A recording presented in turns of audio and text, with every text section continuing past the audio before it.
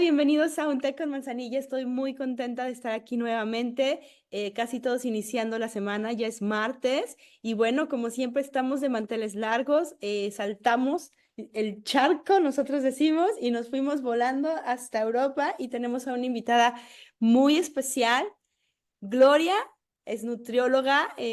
Hola Gloria, ¿cómo estás? Hola, ¿qué tal, Carla? Un Bien, aquí gustazo en tenerte España. aquí y la verdad es Igual. que bueno, pues... ¿Qué mejor que tú nos digas quién es Gloria, qué hace Gloria dentro de lo profesional, pero también quién es Gloria con sus pasatiempos, las cosas que le gustan, toda esa parte? Vale, pues nada, soy Gloria y soy nutricionista. Trabajo aquí en España, en una ciudad que se llama Albacete. Seguramente muchos no lo conozcan, ¿no? Pero bueno, está cerquita de Valencia, a 2 horitas de Madrid, ¿vale? Y nada, pues trabajo ya desde hace 5 años con pacientes, sobre todo ayudándoles a mejorar pues, su relación con la comida, su relación con el cuerpo. También, evidentemente, trabajo otros casos, ¿no? Pero esa parte de la nutrición en la que me centro en trabajar trastornos alimentarios es como la parte que más me llena, ¿no? El sentir que estoy ayudando a la gente, aunque en todos los aspectos la ayudo, ¿no? Pero esa parte más humana, por decirlo así, de mi trabajo, la siento en esos casos, ¿no? Entonces, estoy especializada en TCA y desde que estoy trabajando llevo casos de este tipo. Y bueno, pues disfruto mucho de mi trabajo y estoy ahora con muchos proyectos. Y nada, pues eso, encantada de que me hayas invitado a hablar de alimentación y salud. Claro, oye Gloria, ¿y cómo fue que alguien tan joven así supo que quería especializarse en trastornos de la conducta alimentaria? ¿Qué te motivó a ir hacia allá? Pues en realidad no fue nada, para nada premeditado, ¿eh? O sea, y explico por qué. Yo en un principio no quería, no iba a estudiar nutrición, o sea, creo que soy a veces un poco, me dejo un poco llevar porque si la vida me ha puesto esto en el camino, pues bueno, voy a hacerle caso y voy a ver qué tal, ¿no? Entonces, lo digo porque yo no iba a estudiar nutrición, yo quería estudiar odontología y no pude acceder a la universidad con una nota que me pedían. Y mi segunda opción fue nutrición, ¿no? Eso me llevó a hacer unas prácticas en un hospital de día de trastornos alimentarios, porque yo quería saber y conocer ese mundillo de cómo puede trabajar un nutricionista fuera de las dietas de siempre, ¿no? De voy a hacer a esta persona que adelgace, ¿no? O que mejore su alimentación, así como de la forma más clásica que entendemos. Entonces, a raíz de hacer esas prácticas en el hospital de día de trastorno alimentario, me di cuenta de Ah. lo, o sea, el gran desconocimiento que hay de todo esto y lo que podemos aprender yo como profesional y también la sociedad un poco a cómo son estos casos, cómo se pueden trabajar y no sé, era como un mundillo súper nuevo para mí fuera de lo que se enseña en la carrera y eso es lo que me hizo hacer un máster en trastorno alimentario y desde que me puse a trabajar fui como me fueron llegando casos, ¿vale? No, no los, claro, no se pueden ir buscando porque cuando eres nueva y empiezas recién a trabajar, nadie te conoce, ¿no? Nadie sabe cómo trabajas, Claro. pero empezaron a llegarme casos de trastorno alimentario que me han ayudado muchísimo a seguir. Así que estoy súper agradecida de verdad de haber empezado a trabajar estos casos. Y yo creo que fue, pues eso, casualidad que Casualidad. estuviera en ese hospital de día haciendo prácticas y que me gustó muchísimo, la verdad. Bueno, casualidad y además que fue algo también interno, ¿no? Que te gustó, porque igual Y si hubiera habido la casualidad y no te gusta, bueno, hubieras terminado en otro lugar. Y, eso es. y sobre todo esta parte que hablar de trastornos de la conducta alimentaria desde una parte médica, profesional, eh, realmente requiere de mucho compromiso, ¿no? O sea, no sé si te imaginaste el compromiso que requeriría, pero justo antes de empezar la entrevista estábamos platicando que terminas tardísimo tus días y que pues todo este tipo de pacientes realmente tu vida gira en tu profesión. ¿Cómo es eso? ¿Cómo lo llevas? Pues a ver, cuesta, o sea, yo siempre digo que yo cuando trabajo con este tipo de casos soy nutricionista especializada en TCA, pero también soy persona, ¿no? Entonces, Sí. hay casos que jolín, que me afectan más claramente. Quiero decir, o sea, Claro, yo sé desde el principio que empecé a trabajar estos casos que son muy complejos, tienen una base ahí psicológica tan importante, que es que, jolín, empatizas mucho, ¿no? O sea, quiero decir, claro, hay muchos otros aspectos de la persona que te tocan más. Y bueno, o sea, al principio me afectaba, quiero decir que mi papel como profesional es la de dar herramientas, la de estar ahí apoyando, la claro. de individualizar a tope, pero hay una parte que siempre me hace sentir así como más sensibilidad con la persona, ¿no? Entonces, son por eso digo casos muy bonitos, ¿no? O sea, porque sientes que ayudas a la persona no solo en la alimentación, sino a No, para cambiar su nada. vida. Entonces, lo intento compaginar mentalmente, como puedo, me refiero a ser fuerte de que estos casos son complejos y que tengo que yo también saber darme mi espacio o mi tiempo si algún caso es más difícil o si no avanza como me gustaría, pero me gusta mucho, de verdad, o sea, como persona me llenan mucho estos casos. Es que como persona avanzas, como dices, pones en práctica tantos valores cuando estás también Mucho. ayudando a estas personas, un poco la resiliencia, trabajas Mm, mucho tu propia frustración, el control, porque aunque tú hagas un esquema, está otra persona enfrente de ti que no sabe si lo va a llevar, que no sabe si no lo va a llevar, y creo que eso es lo que también vamos a hablar un poquito, estos retos que implica mm, el propio tratamiento, tanto para el profesional como para el paciente, ¿no? Ok, Gloria. Justo habíamos platicado de hablar como estas diferencias que existen entre los diferentes trastornos de la conducta alimentaria, que son muchos, y vamos a mm. hablar de los tres más comunes que están siempre orientados a la imagen corporal. Entonces, mi pregunta primera sería, ¿qué pasa cuando te llega un paciente y te dice, ¿sabes qué? No puedo comer o no puedo controlar mi comida. No, todavía no, ella tampoco sabe qué trastorno tiene, pero llega contigo así. ¿Qué pasa? Vale, pues yo siempre intento como ir capa por capa, ¿no? Quiero decir que Sí. primero intento detectar un poco en la consulta qué grado de consciencia tiene mi paciente sobre lo que le está pasando, ¿no? Y esto te lo digo, Carla, porque hay muchas veces que una persona puede acudir a consulta porque se empieza a sentir mal, me refiero, o se ve más triste, o está viendo que su vida está cambiando con respecto a antes y no sabe detectar realmente cuál es el foco del problema, por decirlo así, o de dónde viene ese cambio en su vida, ¿no? O que ha dejado de disfrutar de algunas cosas, o que tiende a socializar menos, ¿vale? Eso lo digo porque primero tenemos que intentar detectar cuánto de consciente es la persona de que eso puede estar ligado a la comida. Ok. Eso lo primero, ¿no? Entonces, una vez ya esa persona detecta que está relacionado con la comida, pues necesito tener información sobre qué miedos hay en cuanto a comida o al cuerpo o a la alimentación para que esa persona sienta pues que no está llevando una normalidad, por decirlo así, con sus ingestas, ¿no? O incluso con su cuerpo. Entonces, yo siempre puedo resumir un poco que se basa la primera consulta en intentar detectar qué patrones tiene mi paciente de alimentación o, o incluso las cantidades que usa, si le dan mucho miedo a algunos alimentos o si evita algunos alimentos. Pero sobre todo lo que les planteo es, tenemos que ser conscientes de, no me gusta poner etiquetas, pero de qué parte de lo que yo hago o pienso es sano y qué parte de lo que yo hago o pienso es enfermo, ¿no? Es decir, Claro. que tiende a restricción, a miedo a subir peso, a conducta de riesgo. Todo eso lo tenemos que saber detectar porque si no, no vamos a saber educarnos a Claro. que haya un cambio hacia una versión saludable en todos los sentidos, ¿eh? O sea, saludable yo siempre les explico a mis pacientes que no es comer poco o bajo en calorías o libre de grasas. Eso no es comer saludable. O sea, comer saludable es tener muy presente el necesitar comer, permitírmelo, flexibilizar, que no haya culpa, que sepa detectar hambre y saciedad, ¿no? Entonces, lo que más intento en la primera consulta es decir, somos conscientes de cosas que son malas para mí, ¿no? Y son propias de enfermedad, o qué otras cosas soy consciente que las necesito hacer o las quiero hacer, ¿no? Pues abrimos ahí como un abismo, ¿no? Entre ambas cosas Claro. y nos ponemos a trabajar. Pero eso sería un poco la primera.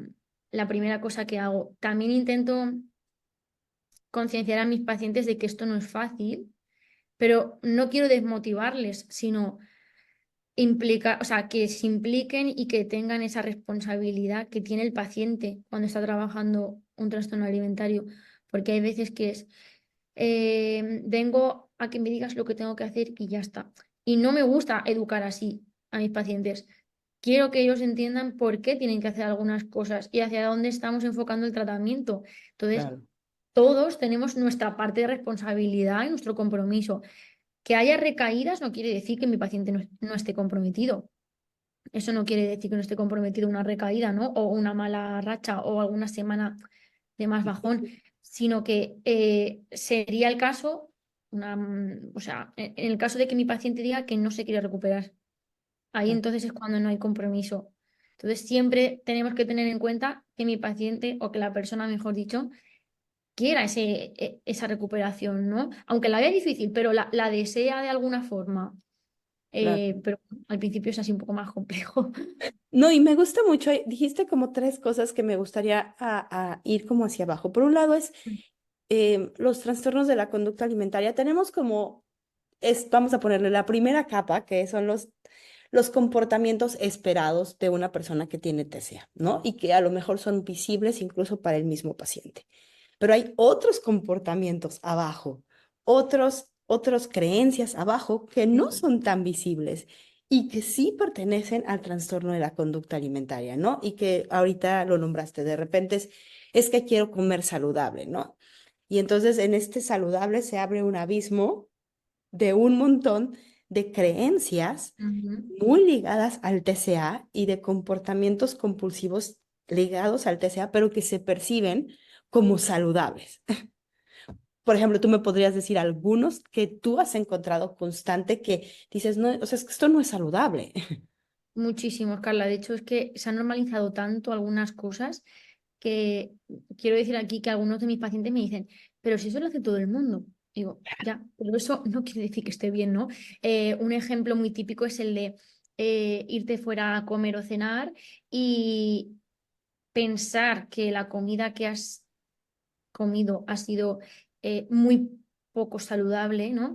Y en esa misma noche, por ejemplo, ya no cenar, ignorando completamente si estás con hambre o si estás saciada, solamente por eh, unir las piezas del puzzle, ¿no? Es decir, si mi puzzle tiene que ser este y yo ya he metido una pieza que no debía estar ahí, que es mi comida fuera de casa, ya no voy a cenar, ¿no? O sea, el normalizar conductas de riesgo está algo, o sea, es algo tan, no sé, aprendido socialmente que lo hacemos o lo hacen todo previo a hacerlo. Es decir, Claro. si yo tengo una comida, luego ya determino qué es lo que no voy a comer o qué es lo que no voy a cenar. O si al día siguiente hago deporte. O sea, y esto quiero decir una cosa y lo más, lo más frecuente es o no comer en la siguiente o hacer deporte para compensarlo.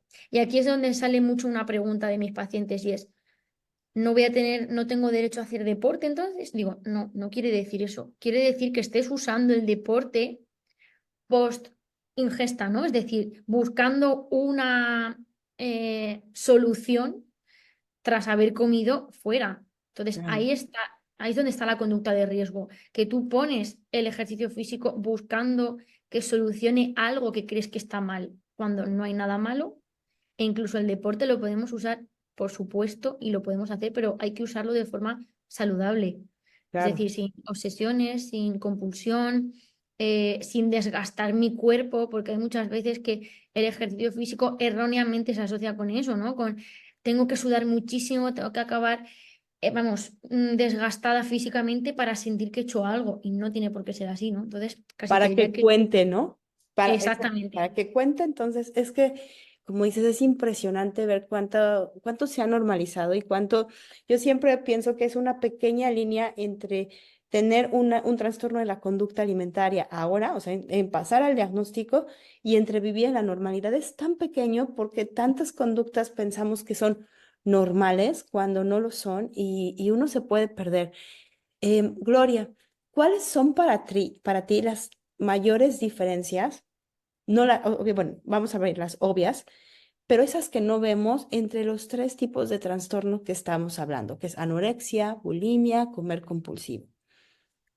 Vale, eh, voy a empezar un poco para hacer las diferencias, describiendo un poco a la vez también cada cosa para que se entienda bien, ¿no? Pero las principales diferencias entre ambos, o sea, entre los tres trastornos, perdón, evidentemente va a ser la forma en la que se manifiesta la comida o la conducta alimentaria, ¿no?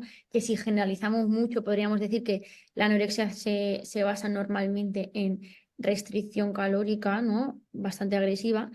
Aunque, ojo, hay muchas personas que tienen anorexia nerviosa y no quiere decir que coman poquísimo, sino que tienen pensamientos y conducta tendente a anorexia. No sé si me estás Sí, entendiendo sí. aquí, ¿no? Pero es un error asociar que una persona con anorexia va a tener una complexión muy delgada. Eso es un error. Entonces, Ah, la conducta alimentaria de una persona con anorexia es la que intenta priorizar o tender a restringir, ¿vale? Eso es lo primero. Entonces, las ingestas normalmente son muy poco abundantes en comida, hay saltos de ingestas, hay muy pocas ingestas en el día, ¿no?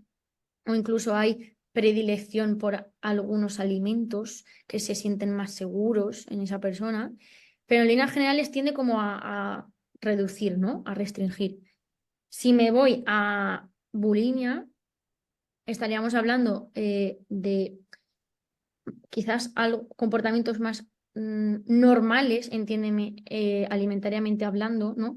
Pero luego hay una necesidad de compensar siempre después, que es con un vómito, ¿no? O con laxantes, por ejemplo, o con cualquier otra forma de compensación, aunque también pueden estar en anorexia, ¿vale? Pero en bulimia hay como episodios no de atracón, pero de sobreingestas, ¿no? O cuando se come X alimentos necesitan compensarlo de otra forma, con vómito principalmente. Y luego, en el trastorno por atracón, la principal diferencia con respecto al resto es el componente emocional, lo que más diferencia. Es decir, que en un trastorno por atracón o comer compulsivo, la persona a veces no sabe detectar por qué come con esa impulsividad. Y eso es algo que necesita trabajar. Todos los trastornos, los tres que hemos dicho, necesitan una base de trabajo psicológico, pero el trastorno por atracón es como el más emocional de todos, por decirlo así, y es en el que el paciente necesita trabajar por qué usa la comida en esos momentos, ¿no? ¿Qué vías de escape tiene para solventar sus traumas, imagínate todos sus problemas, sus inseguridades, su frustración, su enfado? Cosa que en una anorexia no está tan a flor de piel esas emociones como para que a la persona le hagan restringir, sino que la anorexia está más medida por el control, es decir, la necesidad de control, la necesidad e incluso se ha visto que a nivel cerebral, cuanta más restricción tiene una persona con anorexia, más dopamina se libera, ok. paradójicamente, ¿no? Pero más dopamina se libera y es algo que no puedes parar, ¿no? Es como, no, no puedo parar. Sin embargo, en el trastorno por atracón no hay una linealidad siempre, sino que hay picos en los que la persona necesita gestionar emocionalmente lo que le ocurre y tiene como herramienta la comida. Entonces, no tiene nada que ver ahí, ¿no? Claro. Esos trastornos Interesante lo alimentarios. que dices y me lleva a pensar otra vez nuevamente en este discurso, porque hoy en día se oye mucho de atracones, ¿no? Entonces, tantito comes de más y es un atracón, ¿no? Y entonces, es que yo, o tantito te sientes triste y vas por un helado y te lo Mm. comes, es que tengo un trastorno porque no puedo parar mis emociones. Y me gustaría como diferenciar, porque que de vez en cuando comas a lo mejor un poco más allá de tu saciedad y que te sientas incómodo, no tiene que ver con que tienes un trastorno por atracón. Eso es. De hecho, en consulta es lo que yo intento siempre trabajar para que mis pacientes no sientan que todo el rato están atracándose y que todo el rato está mal hecho, ¿no? O sea, mal hecho porque les genera mucha culpa, me refiero. Claro. Entonces, es muy importante lo que has dicho, que hoy en día todo lo que sea comer sin hambre lo llamamos atracón, ¿no? Es como, Sí. no estaba justificado, pues es un atracón. No, hay que tener en cuenta que el atracón tiene que cumplir para de verdad, o sea, para de verdad diagnosticar que una persona se ha dado un atracón, tiene que haber unos condicionantes, ¿vale? Y es el- la pérdida de control a la hora de comer. La persona de verdad no sabe detectar por qué ha comido esas cantidades o qué le ha llevado a tener que hacer ese atracón, ¿no? O sea, no es algo consciente un atracón, es muy impulsivo y muy urgente. Entonces, la cantidad casi siempre es lo que más va a diferenciar. Lo digo porque toda persona que tienda a restringir un poco o mucho, todo lo que sea salir de esa restricción, a lo mejor lo interpreta como un atracón, Claro, pero puede estar perfectamente siendo una cantidad estándar como para un montón de personas, ¿no? Como para cualquier persona. Entonces, la cantidad es casi lo que más se diferencia de qué es un atracón y no es un atracón, pero sobre todo también la pérdida de conciencia. No eres capaz de, claramente estás viendo lo que estás cogiendo y comiendo, ¿no? Pero es como que no diriges tú, no pilotas tú. De hecho, una paciente hoy me ha dicho, es como si hoy, o sea, es como si cuando me doy un atracón me viera como desde fuera haciéndolo, o sea, como si no lo estuviera haciendo yo, ¿no? O sea, estoy siendo consciente de que estoy comiendo este alimento y dice, pero como si me viera desde fuera, o sea, como si estuviera viendo una película, ¿no? O sea, sí, como sí, si esto no perteneciera a algo que estoy haciendo yo.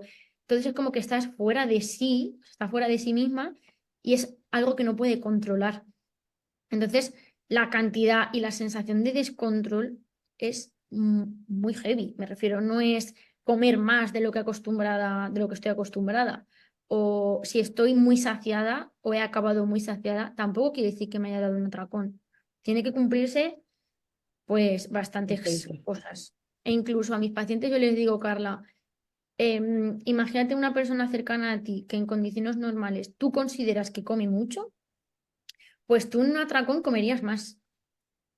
Claro, y es No. muy bueno que lo digas, porque sabes qué, como dices, a veces se puede percibir un atracón, que con las personas también que conozco, que trabajo, eh, cuando sobre todo viven en restricción, perciben mucho cuando se salen de esa restricción como un atracón. Que yo lo que entiendo es, ok, si lo percibes así, no lo voy a negar, pero no es un atracón, o sea, Eso. no lo es. Y además muchas veces eh, estas personas que viven en restricción se atacan cuando comen de más, pero esa es más bien una reacción biológica que su cuerpo Ujú. necesita comer ese tipo de productos y esa cantidad porque ha vivido una restricción durante mucho tiempo. Entonces, creo que es importante que lo digamos porque se tiende a confundir y se tiende, por supuesto, a rechazar ese tipo de Mm. conductas, ¿no? Y crea mucha culpa y las personas que viven también en restricción crea mucho rechazo. Sí, además, otra cosa que quería decir, lo que tú anteriormente has comentado de si, o sea, de asociar mucho que si estoy comiendo con alguna emoción es ya comer compulsivo. Y no tenemos, o sea, no nos olvidemos de que somos personas, quiero decir, tenemos emociones, ¿no? Hay sentimientos siempre, o sea, no somos personas que hagamos las cosas, pues eso, sin sentimiento alguno. Claramente, en todo lo que hacemos en nuestro día a día nos acompañan algunos sentimientos, pero no quiere decir que ese sentimiento o emoción sea el que dirija mi conducta alimentaria. Es distinto, o sea, yo puedo estar comiendo algún alimento o permitirme salir a cenar porque he tenido un día muy estresante en el trabajo y me apetece socializar y quedar con mis amigos, ¿no? Y que yo, entre comillas, me permita salir a cenar o me premie saliendo a cenar por tener un día muy ajetreado, no es tampoco comer emocional. O sea, quiere decir que yo, con esa emoción de, no sé, de sentirme gratificada, ¿no? Del trabajo que he hecho Claro. hoy, pues quiero despejarme con X personas o permitirme cenar, ¿no? Lo digo porque hay veces que, lo que he dicho antes, si no es hambre, entonces es comer emocional y está todo mal. No, Claro. un error muy grande, ¿vale? Pero es, la principal diferencia, lo que diría es eso, que una cosa es que tú vayas con tu emoción a distintos sitios del día o a hacer cosas de tu día a día, y otra cosa es que esa emoción dirija todo lo que haces. Claro, es como si Entonces, pararte la enfrente de la cena y alimentaria, decir, ¿cómo estoy? ¿Enojada? Entonces escojo este. Y no hacemos eso, o sea, y la verdad es que a veces sí, a lo mejor hay momentos en el día que te sientes más cansada y vas a preferir ¿Mm? un tipo de alimentos distinto Eso a es. cuando estás con mucha energía. Y es normal, y está bien, y a todos nos pasa, y como bien dices, somos humanos, nacimos humanos, y nacimos también comiendo de cierta manera para satisfacer esa parte emocional. O sea, ves un bebé cuando come, no nada más come como un robot, se emociona, tú ves sus manitas cómo se mueve, y pasan muchas cosas alrededor de esa comida. Y Sí, lo yo que pongo el pasa es, ejemplo. sí, sí, Te pongo el ejemplo mucho de incluso cuando un bebé ya puede tocar, ¿no? o manipular comida, pero si nos vamos a lo más primitivo de un bebé, ¿no? Que es cuando está con la teta, ¿no? O sea, amamantando, a lo mejor el bebé llora un montón y su madre tiende a darle teta pensando que tiene hambre, y a lo mejor lo que necesita el bebé es estar con su madre cerquita, sí, sentir el calorcito, su olor y tener, pues eso, disponible ahí a su mamá, pero no porque tenga muchísima hambre, ¿no? O sea, quiero decir que somos emocionales sin saberlo, o sea, desde que somos bebés y vamos a relacionar a veces la comida con esos momentos bonitos, ¿no? O que nos generan pues algo de placer, por qué decirlo placer. así. Y que Y esto es muy está bien comer importante por placer. decirlo, porque cuando tienes un TCA te desconectas del placer. O sea, y el placer juega un papel primordial en la vida de en la vida de los humanos. Y al desconectarte de ese placer, pierdes un montón de conexión contigo, y ahora se convierte como en culpabilizarte en muchas ocasiones, como un castigo. El placer a veces yo lo veo así, como es una forma de después castigarte. O sea, me comí un helado porque quería, pero me voy a castigar porque yo no me merezco ese placer, ¿no? O como ejemplo que ponías, quiero ir con mis amigas, salgo y me castigo después por haber experimentado ese placer. Sí, de hecho, hay muchas personas en consulta que me lo dicen, o sea, siento que no me lo merezco. Y a veces yo les pregunto, ¿qué tendrías que hacer para de verdad merecértelo? Y no saben responder porque hay completa anulación de ese derecho a sentir placer con la comida y no solo con la comida, sino disfrutar de esos momentos en los que la comida está. Claro. Entonces, yo a mis pacientes se lo planteo así, o sea, si no sientes que te lo mereces, ¿qué tendrías que hacer para tú darte esa aprobación? Y sienten que nada sería suficiente. Entonces es ahí donde está el problema, ¿no? O sea, el que no puedes o tienes derecho a disfrutar de la comida porque es como que está yendo en contra de lo que tú tienes que hacer o conseguir o lograr. Interesante. Gloria, regresando un poco a estas diferencias. Ok, cuando te llega un paciente, ¿cómo es tu abordaje con estos tres diferentes tipos de trastornos? Sé que podríamos hacer casi que un episodio con cada uno, pero como si nos pudieras dar algunas señas entre cada uno, estaría perfecto. Vale, pues mira, aquí es donde voy a hablar un poco incluso ya de similitudes, ¿eh? O sea, aunque la persona pueda tener conductas más propias de anorexia o de bulimia o de trastorno por atracón, yo siempre empiezo de la misma forma y es intentando hacer eh, una investigación a fondo de sus conceptos con la comida. Entonces, intento que mi paciente primero sea consciente de algunas cosas para que me pueda dar la información a mí, ¿no? Entonces, le pido un registro sobre alimentos, una lista de alimentos, y le pregunto en ese registro cuánto del 1 al 10 le gustan para que sepa eh, evocar un poco la parte sana de Claro. a mi parte Gloria, a la parte sana de Gloria, este alimento le gusta cuánto del 1 al 10 por su sabor, porque mi madre me lo cocinaba, porque es el plato que me hacía siempre mi abuela, no sé, ese tipo de cosas que necesitamos atender cuando disfrutamos de la comida, ¿no? Pues les pido que me lo puntúen y si luego hay permiso o no con la comida, con ese alimento. Ok. Aquí hay una cosa muy importante y es que comerlo no quiere decir que te lo permitas. Es- Y esto es Totalmente. algo muy, muy importante que quiero que mis pacientes entiendan. Y es que tú no hayas sido capaz de eh, restringir siempre este alimento y luego te lo comas, no quiere decir que te lo permitas. Es que nunca ha sido permitido ese alimento, pero somos animales también y necesitamos comer otros alimentos que no sean impuestos por nosotros mismos. Entonces, eso es muy importante. ¿Me lo permito o no me lo permito? porque ahí ya empezamos a sacar todos los miedos que hay con ese alimento, qué conceptos tiene, qué ha aprendido de lo que ha vivido en su casa o cuando se fue a estudiar a un país extranjero. Quiero decir, las vivencias que toda persona tiene con la comida marcan mucho en nuestras creencias. Entonces, necesito saber o conocer la historia de mi paciente con la comida, actual y pasada. Tampoco me voy a remontar a cuando teníamos un año, pero sí que podemos sacar momentos, ¿no? En Claro. los que el paciente me dice, yo recuerdo que mi madre cuando poníamos comida en la mesa me decía que a mí me tocaba solo un filete de carne porque había 5 hermanos más que tenían que comer el suyo, ¿no? O sea, y a lo mejor esa restricción está marcando algo en la vida de mi paciente, que le ha hecho seguir perpetuando esa restricción impuesta por ella misma, además del miedo que tiene a subir peso, la imagen corporal que tiene, la autoestima, ¿no? O sea, se trata de justifícame por qué no te lo permites. Claro. Entonces, en anorexia, como en bulimia, como en trastorno por atracón, eso Me es encanta. básico Me para encanta. conocer a mi Claro. paciente. Me haces pensar mucho en una persona que estoy acompañando que me dice constantemente, es que sí como saludable, porque todos los días me como un pedazo de chocolate. Entonces, a mí lo que me dice es cuánto miedo tiene del chocolate. Y ahorita que dijiste esto me resonó. Sí se lo está comiendo, pero no se lo está permitiendo, ¿no?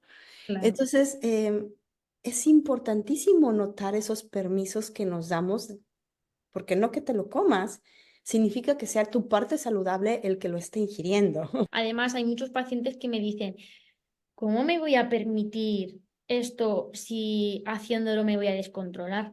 Ujú. Digo, no, no ocurre. O sea, si hay permiso, realmente permiso, no hay descontrol. Eso es lo que nuestra parte enferma quiere hacernos pensar, ¿no? Es decir, Claro, todos los trastornos alimentarios, Carla, se basan en el control.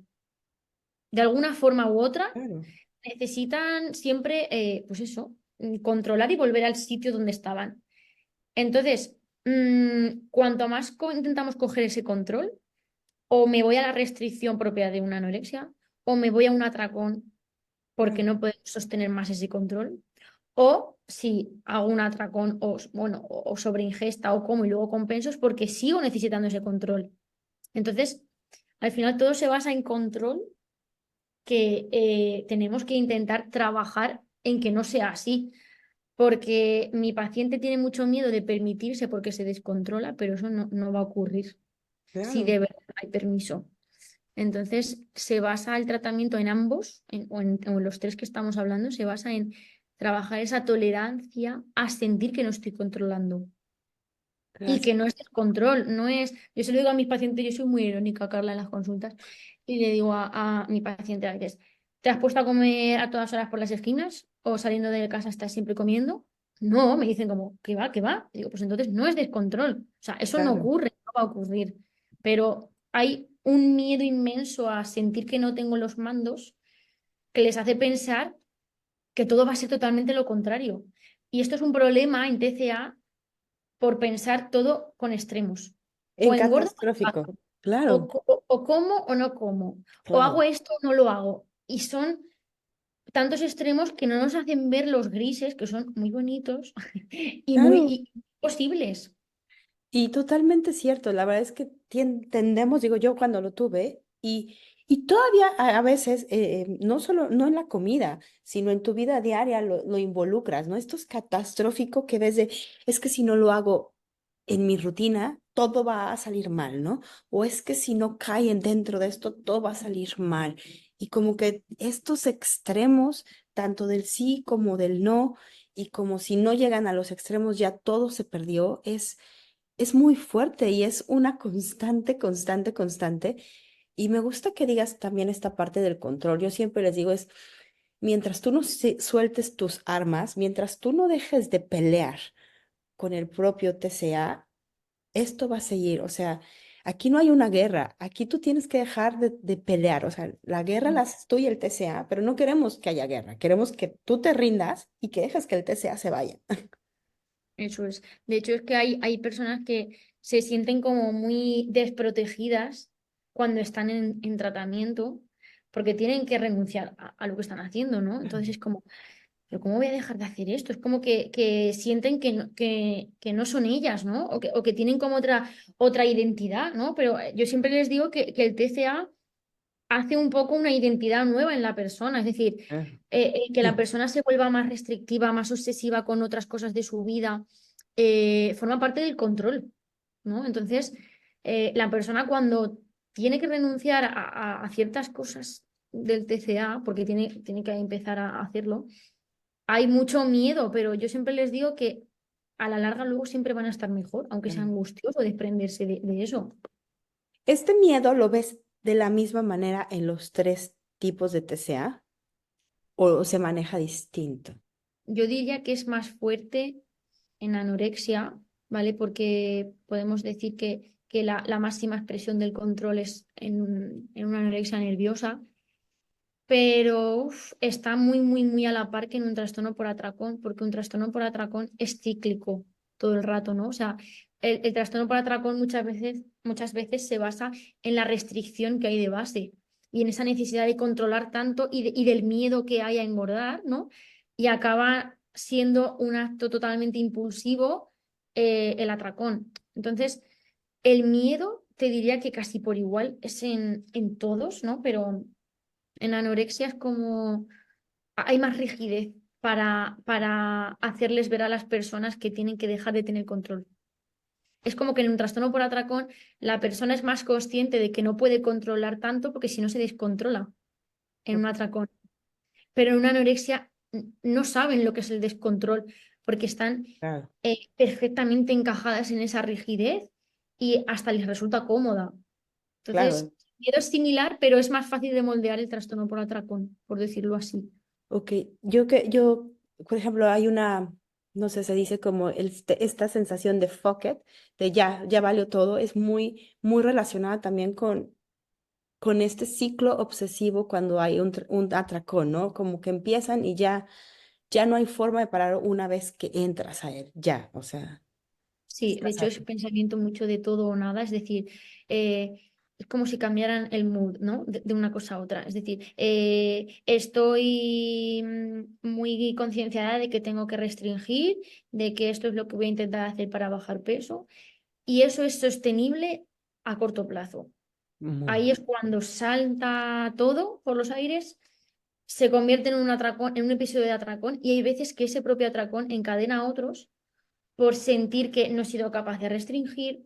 Hay mucho diálogo autodestructivo de, pues eso, es que ha habido, voy a ser muy clara, ¿no? Pero ha habido frases en mi consulta de soy una gorda, no voy a adelgazar nunca, nadie me va a querer, ¿no? O sea, ese diálogo muy, muy, muy tóxico por haberme pegado un atracón por no ser capaz de restringir, ¿no? Es como que el mandamiento máximo es restringir. Como no he sido capaz, ya para qué voy a buscar un punto intermedio, ¿no? Ahora ya voy con todo y encadenas un atracón tras otro que genera mucha herida en la persona. Entonces, esa herida la intenta sanar con otra vez de nuevo restricción y estamos volviendo otra vez al foco del problema. Entonces, pues eso es muy complicado de trabajar, pero se puede. Complicadísimo, pero se puede. Y eso me gusta. O sea, digo, a partir de que hablamos de las complicaciones, creo que también es brindar esta esperanza de es posible recuperarte, ¿no? Em, si tú pudieras dar a lo mejor algunos puntos de cuáles serían para ti algo que sí o sí tiene que estar en tu proceso de recuperación. Una vez que decides ya, ok, me quiero recuperar, que sí tiene que estar. Vale, uy, es que diría muchos ingredientes, ¿no? Saldría una Dilos, receta dilos, dilos. muy compleja, pero lo primero, lo que he dicho al principio, conciencia de enfermedad, eso es lo primero, ¿vale? Mi paciente también, o yo incluso, tenemos que conocer nuestras resistencias al tratamiento, es decir, va a haber épocas en las que el paciente o la persona no está dispuesta a hacer algunas cosas y lo respetamos, ok, pero mi paciente tiene que saber en todo momento que hay una meta, o sea, que hay una línea de meta a la que tiene que llegar y no pretendemos ir corriendo, pero tenemos que llegar, ¿no? Entonces, los ingredientes serían el compromiso, la conciencia de enfermedad, la voluntad de recuperación las recaídas, no quiero ponerlas como algo obligatorio, pero para que una paciente se recupere, tiene que tener recaídas, sí o sí. O sea, voy a ser muy clara y es que hay personas que cuando al principio va todo tan bien, yo estoy esperando o estoy contando los días para que haya un bajón. Y no porque la persona no sea capaz, sino porque necesitamos eh, salir más fuertes de eso para superar un trastorno alimentario, ¿no? Entonces, los ingredientes al final se trata también de paciencia y mucha confianza con la persona que está trabajando contigo. Es decir, yo veo súper importante que haya una relación paciente-profesional de confianza, que de verdad sientas que conectas con la persona porque es lo que digo, un TCA afecta a muchos aspectos de tu vida, no es solo en lo alimentario, no es tengo un problema de corazón, ponme un marcapasos médico y adiós, ¿no? O sea, es algo mucho, mucho más complejo que yo creo que requiere de confianza y de sentir que la consulta, tanto con la psicóloga como nutricionista, coach, lo que sea un espacio seguro para hablar sin tapujos de nada Claro. y de qué cosas no están yendo bien. Es muy importante o sea, la evaluación o la supervisión, no mía, sino del paciente. A mí me da mucho gusto cuando mis pacientes son muy participativos en la consulta y son cada vez más conscientes de cosas. Me doy cuenta que me pasa esto y antes no me ocurría. O estoy segura de que estos avances están siendo avances, ¿no? O sea, se trata de supervisión propia por parte de mi paciente y mía. Pero, ¿ves? Al final salen muchos ingredientes. Pero quiero, o sea, y el miedo, se me olvidaba. El miedo. El miedo es un ingrediente esencial en el tratamiento. Si no tienes miedo, no tienes un TCA. Se lo digo a muchas de mis pacientes. Si esperamos el día perfecto para no tener miedo y exponerme a un alimento, ya no tienes un TCA. O sea, hay que hacerlo con miedo y eso Claro. es el ingrediente estrella. Se me olvidaba y me acaba de venir a la cabeza. Qué bueno que te acordaste. Y lo es, o sea, aprendes a caminar con el miedo a tu lado y es parte, y como dices, si no te cuesta, si no te da miedo, es porque entonces, una de dos, o estás accediendo a lo que el TCA te está diciendo, por eso no Sí. tienes miedo, o sea, tienes reglas abajo y que las estás llevando, o realmente ya superaste eso, ¿no? Pero el miedo va a estar contigo y no solo ahí, digo, va a estar contigo, contigo está constantemente, si haces algo nuevo hay miedo y Ujú. va a ser parte de tu vida, o sea, hay que aprender a navegar con ese miedo en todas las cosas y saber que una vez pasado el miedo, pues llegas a otro lugar, ¿no? Después del miedo hay otra cosa y generalmente pues te hace crecer, te Eso. hace evaluar tu vida, te hace ser una mejor persona de acuerdo a lo que tú quieres ser o lo que quieres lograr.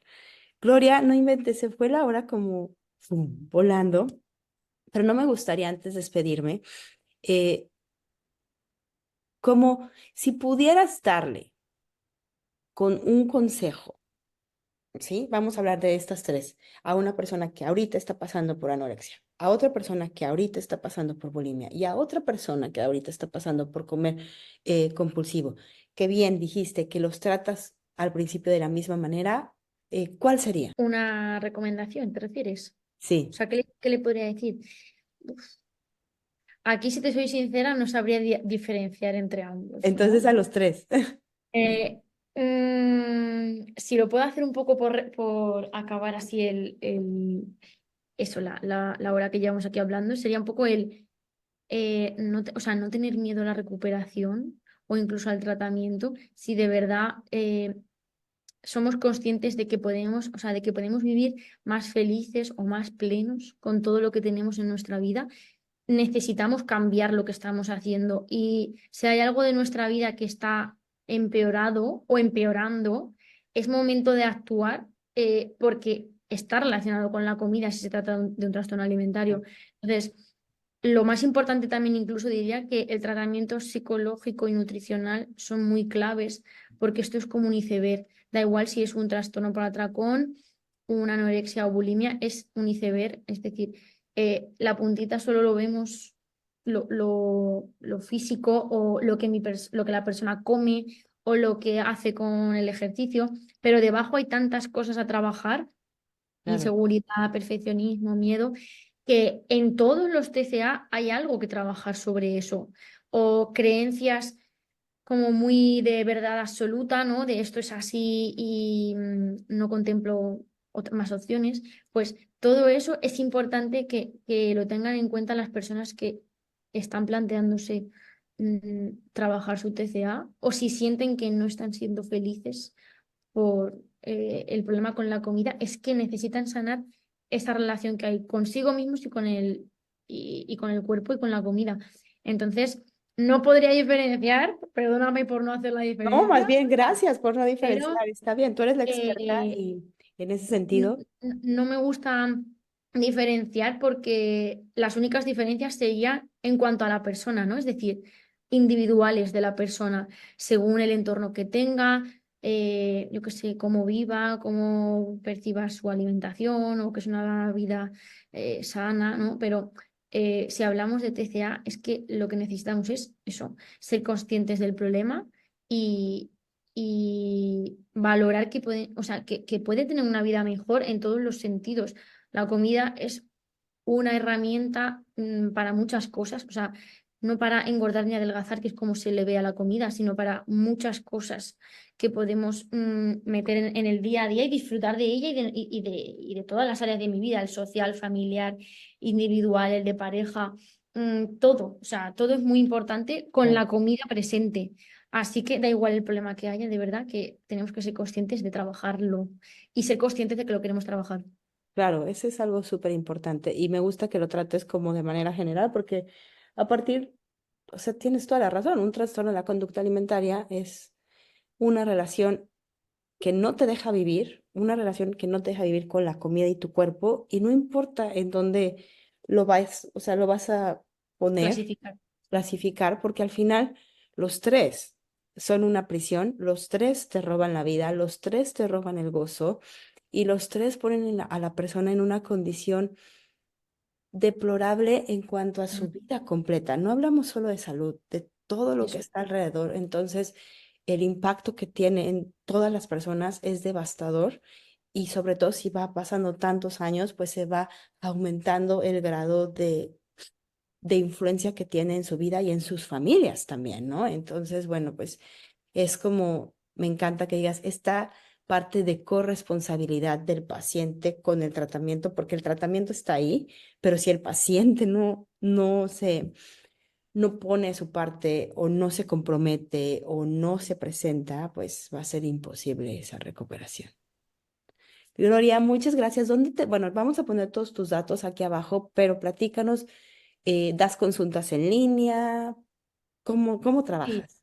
Trabajo en Albacete presencial, de hecho estoy montando mi propio centro de Ah, nutrición y psicología, pero bueno, también trabajo de forma online y bueno, y no tiene nada que envidiarle a la parte presencial, ¿eh? Quiero decir que se puede trabajar igualmente bien y lo hacemos por videollamada, o sea que cualquier persona que quiera, pues eso, trabajar conmigo o cualquier otra cuestión, pues podemos trabajar perfectamente, aunque está al otro lado del charco, pero se puede.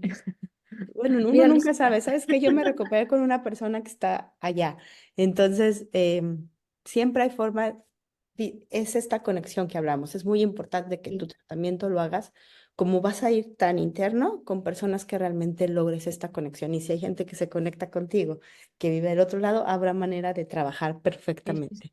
Y yo encantada, de verdad, a mí me encanta tener a gente que no sea de Albacete, eh, Polín, porque quizás puedo decir que es más difícil online sentir como esa cercanía, ¿no? Pero yo Claro. creo que yo me considero una persona cercana y me gusta que las personas pues sí, se decidan por la terapia online porque quiere decir que les beneficia igual, o sea, que no Claro. necesitan el contacto físico en persona para sentir esa cercanía o esa empatía por mi parte, ¿no? Claro. Así que soy yo de verdad encantada de cualquier persona que quiera trabajar conmigo y pues eso, y poder ayudarle a conseguir sanar la relación con la comida que tiene y con su cuerpo. Gracias, Gloria. Gracias por estar aquí. Gracias a todos los que nos escucharon. Si tienen algunas dudas, siempre les digo, contáctenme a mí, contáctenme a Gloria. Si quieren temas que hablemos en el podcast, mándenmelos. Que tengan una hermosa semana. Gracias. Cuídense. Bye. Gracias, adiós. Recomienden el podcast siempre. Bye.